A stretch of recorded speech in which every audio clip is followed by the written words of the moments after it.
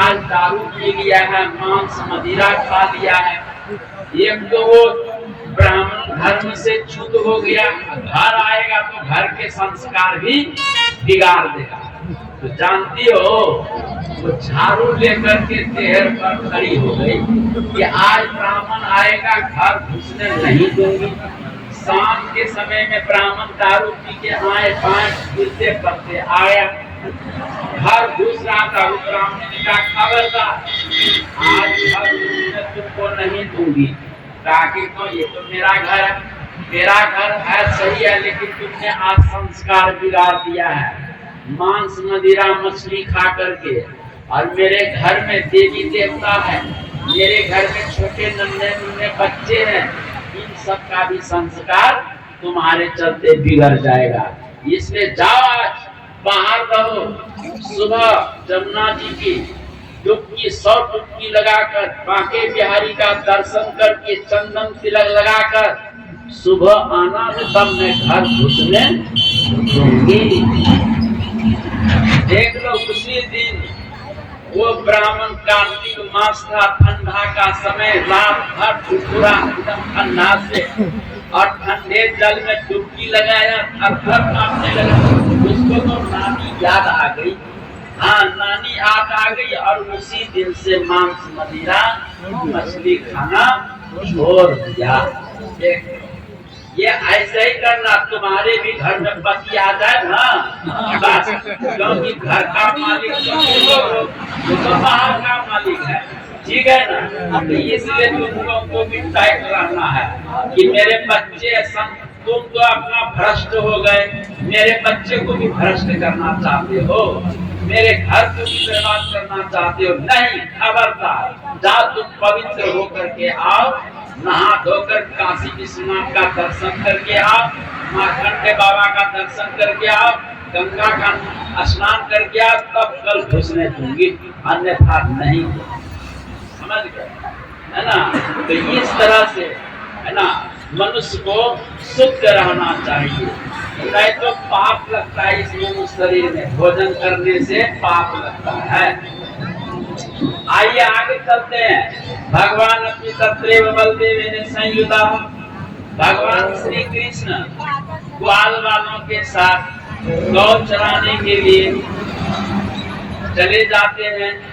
अब इधर नारद बाबा रोज इंद्र लोग जाते थे, इंद्र को भगवान की लीलाओं का वर्णन करके सुनाते थे, ठीक है, और वर्णन करके सुनाते थे। इंद्र को बड़ा घमंड हो गया, और कहा कि, और इंद्र पद पाकर किसी की पूजा करने के लिए नहीं देते थे, अपनी पूजा करवाते थे। और ब्रजवासी सब इंद्र से प्रभावित होकर प्रत्येक साल इंद्र की पूजा करते थे, महोत्सव करते थे। तो एक दिन की बात है, भगवान कृष्ण नंद बाबा के जान पर माथा रखकर और पूछने लगे कि बाबा एक बात पूछूं? कहा पूछो लाला, क्या पूछना चाहते हो? कहा कि बाबा आज सभी के घर से बहुत सुंदर घी की सुगंध आ रही है, मेवा मिष्टान पकवानों की सुगंध आ रही है, ऐसा क्यों बाबा? तो नंद बाबा ने कहा कन्हैया, मेरे ब्रज में एक वार्षिक महोत्सव होता है। वो महोत्सव क्या है बाबा? कहा कि इंद्र भगवान की पूजा हम लोग करते हैं। कहा कि वो इंद्र भगवान कौन है? कहा कि स्वर्ग का राजा है इंद्र। तो बाबा क्यों उनकी पूजा करते हैं? कहा कि कन्हैया, हम लोग इंद्र की पूजा इसलिए करते हैं कि समय पर हमारे खेत में पानी बरसाते हैं, फिर बाबा उस पानी से हमारी खेती बहुत अच्छी होती है, फिर बाबा फसल होते हैं, फिर बाबा उन फसलों को काट कर घर लाते हैं, हम लोग साल भर सुखी संपन्न से खा पी करके रहते हैं। इसीलिए इंद्र की पूजा हम लोग प्रत्येक साल करते हैं। तो कन्हैया ने कहा कि बाबा एक बात कहूं? कहा कि क्या? जो पूजा कर लिए, लेकिन आप इस बार इंद्र भगवान की पूजा नहीं होगी। कहा कि कन्हैया पर फिर किसकी पूजा करोगे? कहा कि इस बार गोवर्धन भगवान की पूजा होगी। कहा कि कन्हैया सुन, गोवर्धन भगवान की पूजा करेंगे, इंद्र कहीं कोप करके हमारे खेत में पानी नहीं बरसावे, फसल नहीं होगी, तो हम लोग तो भूखे यूं मर जाएंगे। तो भगवान ने कहा कि बाबा आप इतना हताश क्यों हैं, डरे हुए क्यों हैं? कर्मणा जायते जंतु कर्मणैव विलीयते, सुखम दुःखम भयम क्षेमम कर्मणैवाभिपद्यते। कहते हैं बाबा, कर्म से ही जीवों की उत्पत्ति होती है और कर्म से ही जीवों का मरण होता है, और कर्म ही के कारण जन्म मरण सुख दुख आदि व्याधि सुख संपत्ति सुख ये कर्म के अनुसार मिलते हैं। आपके कर्म यदि अच्छा न हो, खेत में पानी भी पड़े, खाद भी हो, बीज भी हो, फसल आपकी अच्छी नहीं होगी। यदि कर्म आपका अच्छा है बाबा, और यदि आपका खेत में पानी भी नहीं पड़े, अनमनस होकर के खेती हो, तो उस खेत में भी धान और धन बहुत होता है। कहा कि कन्हैया बात सही है, हम लोग जो है डर रहे। कहा कि बाबा डरिए मत, सुनिए एक धन्ना की कहानी। धन्ना 4 भाई थे और चारों भाई में धन्ना छोटा था, और जन्म होते ही वो रात दिन भगवान का ध्यान करता था। कोई घर का काम धाम नहीं करता, न देखता था।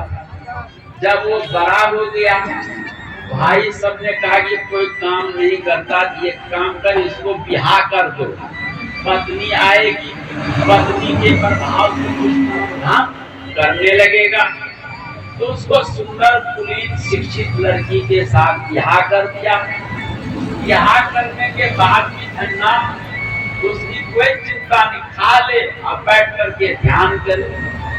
तो उनके और सब भाई सोचे कि हम लोग सब काम करके देते हैं, आइए चुपचाप बैठा रहता है, इसलिए चलो इस बार हम लोग इसको छोड़कर सब भाई चले गए परदेश, धन्ना को घर में छोड़ दिया। और वो सब भाई अपने पत्नी को कह के गए थे कि समय पर खेत जोतवा करके धान बुआ लेना, ताकि ठीक है जब खेती करने का समय आया तो भाभी सबों ने कहा कि धन्ना तुम्हारे भाई घर में नहीं है और परदेश चले गए हैं, सभी ने अपनी अपनी खेती कर लिए हैं, तुम्हारे खेत परती है और लो ये टोकरी धान खेत जोतवा कर खेत बुआ देना। तो धन्ना ने कहा कि ठीक है, ठीक, टोकरी धान का वहीं रख दो। और वो बैठ गया ध्यान में।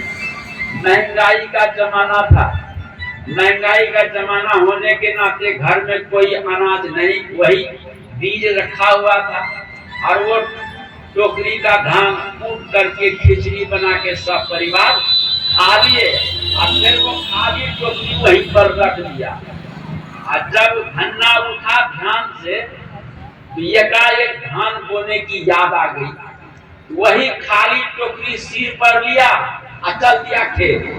और खेत बिना जोता हुआ था, परती खेत में, और टोकरी में हाथ घुसाता, ऐसे ही छींटता, टोकरी में धान एक भी नहीं, लेकिन झूठे ऐसे करता और ऐसे छींटता, पूरे खेत छींट छाट कर वो पाकर, और फिर बीच खेत में टोकरी को झाड़ दिया, परिणाम से झाड़ दिया। लोगों ने कहा कि सचमुच ये पागल है, जन्म से ये आंख बंद करके रहता है और खा पी करके यही करता है, कोई काम धाम करता नहीं, खेत को जोता नहीं, खाली टोकरी को लेकर के खेत आ गया है और बस छुट्टे से हो रहा है, कुछ है ये नहीं है।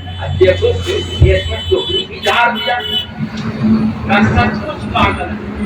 अब देखो पागल पीछे जिसे जाकर ध्यान में बैठ गया।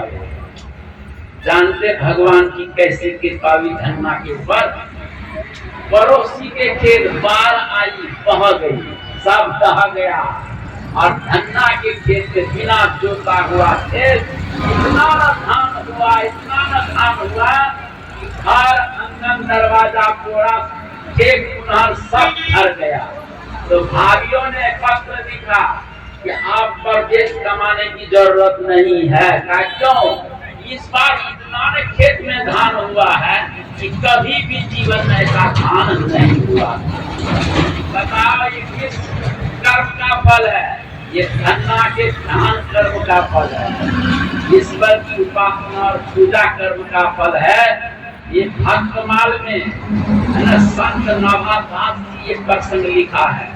ये कोई कपोल कल्पित है ना, कल्पना हम आपको नहीं सुना रहे हैं। इसलिए कर्म अच्छा, भगवान का कर्म की विवेचना कर रहे हैं कि बाबा यदि कर्म आपका अच्छा है और आप अनमनस होकर कुछ भी करते हैं तो अच्छा ही होगा। यदि आपका कर्म बुरा है, सोच बुरी है, ख्याल बुरा है, तो कितना भी सुंदर ढंग से कुछ करो वो बिगड़ेगा ही, कुछ न कुछ नुकसान होना ही होना है, याद रखना। इसीलिए लक्ष्य होना चाहिए अच्छा कर्म करने का।